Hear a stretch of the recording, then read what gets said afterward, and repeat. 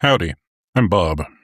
What's the difference between your grandfather and a college student? Why? Their relationship to the concept of freedom. Naturally. Were you to say the word out loud to him and then say it to a 20-year-old on a college campus today, they would understand very different things from said utterance. The same word that holds a place of honor in many speeches, anthems, and founding documents, now referring to completely opposing concepts. I'll show you what I mean. Your grandfather hears that word and understands it to mean something akin to the following. Leave me alone. Keep the government off my back. Let me speak, work, worship, and raise my kids without a boot on my neck. On the college campus, there's another definition. Give me the conditions to become whatever I want to be, and remove anything that gets in the way, including my own nature.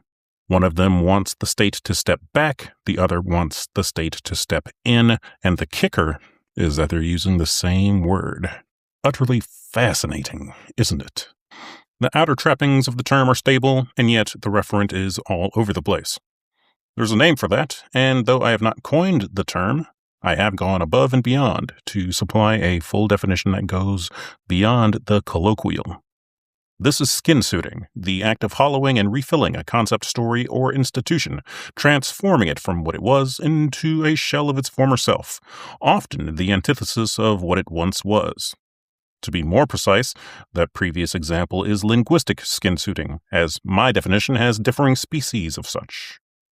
You take a word that people trust, a word that carries weight, sometimes a word that costs you socially to argue against, and you keep that word while you hollow out the meaning and build a new meaning in its place.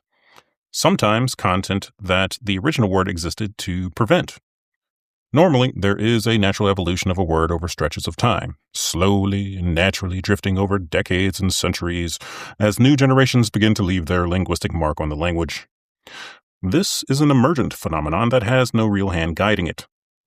Skinsuiting is, by contrast, intentional and guided from on high. It is of the same species as the Newspeak concept of 1984, but of a different breed.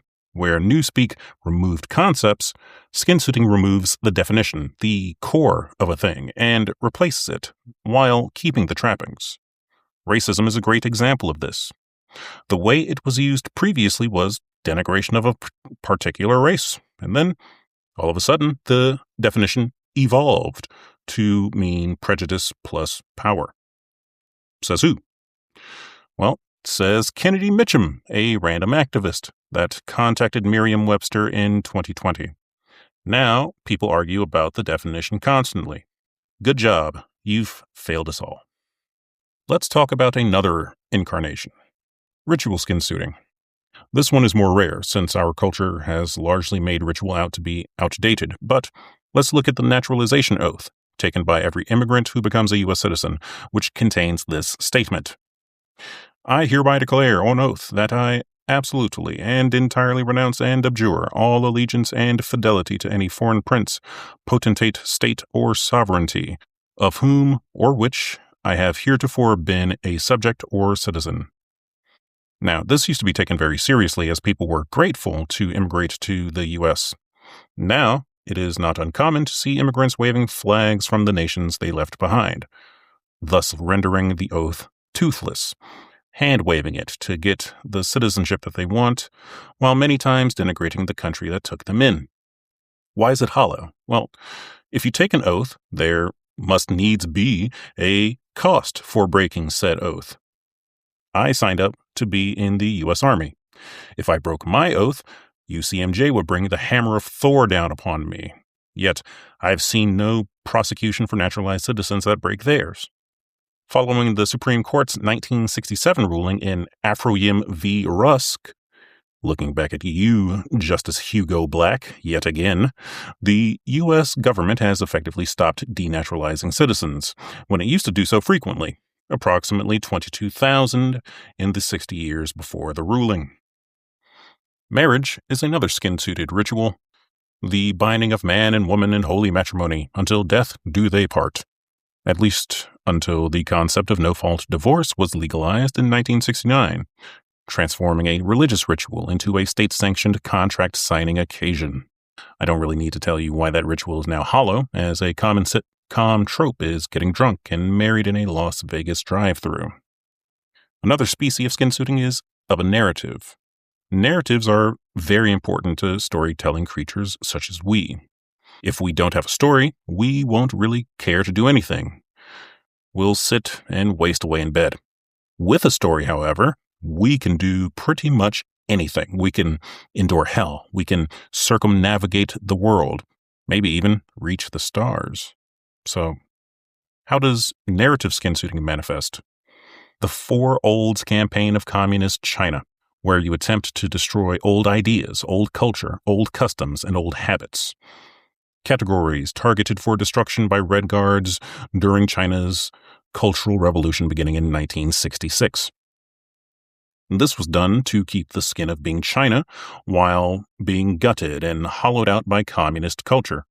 It happened in the U.S. as well via the destruction of historical statues, literally reforged to make insulting activist quote-unquote art.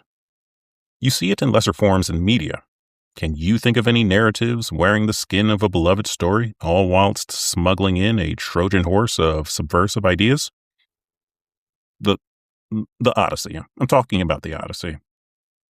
From the removal of the majority of the gods from the story to the incorporation of every ethnicity under the sun, save for actual Greeks, of course, to the subversion of Helen of Troy's casting being purposely incorrect, and the juxtaposition of rap to poetry used to justify the casting of a mainstream rapper that the director worked with previously. But I'm also talking about Indiana Jones being knocked unconscious in the end of his last adventure by his plucky replacement, Doctor Who being upgraded, her words in the show, into being a woman before becoming a gay African man in a later season, or The Lord of the Rings of Power, being transformed from its original origins as an Anglo-Saxon/Norse/Celtic mythological depiction into a series with black female dwarves and Cuban elves as a redress of grievances, in the words of the Dwarf Queen's actress as an interviewee. I may scoff at media depictions being cause for concern, but take this to heart, as I will expound upon it in the future. Film is a guided dream that informs the morality of the public. Television shows also to a differing and lesser extent. I say that to say this, that narrative skinsuiting matters, even if it is for just a popular story. Returning to the topic of the Odyssey, this is a cornerstone of Greek culture, Greek myth, and Western civilization at large. There's a reason that it has lasted for millennia. Don't rush to remove Chesterton's fence just yet. Thanks for joining me. Godspeed.